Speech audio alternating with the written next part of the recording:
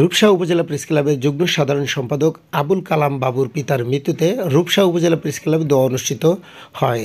আবুল কালাম বাবুর পিতা আলহাজ আব্দুস সোবাহান গত 6 ডিসেম্বর মৃত্যুবরণ করেন। তার মৃত্যুতে শোক প্রকাশ করে রূপসা উপজেলা প্রেস ক্লাবে 13 ডিসেম্বর সন্ধ্যায় ক্লাব কার্যালয়ে মিলাদ মাহফিল ও দোয়া অনুষ্ঠিত হয়। অনুষ্ঠানে উপস্থিত ছিলেন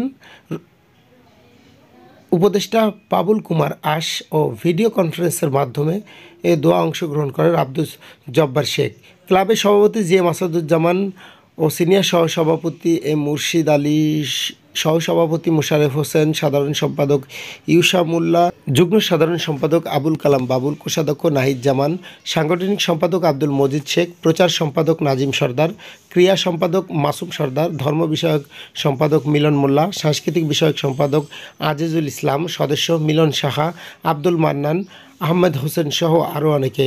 দোয়া ও মোনাজাত পরিচালনা করেন থানা মসজিদের পেশ ইমাম মোহাম্মদ সাইদুল ইসলাম। মোহাম্মদ মাসুম সর্দার, দৈনিক ইবি নিউজ 24, খুলনা।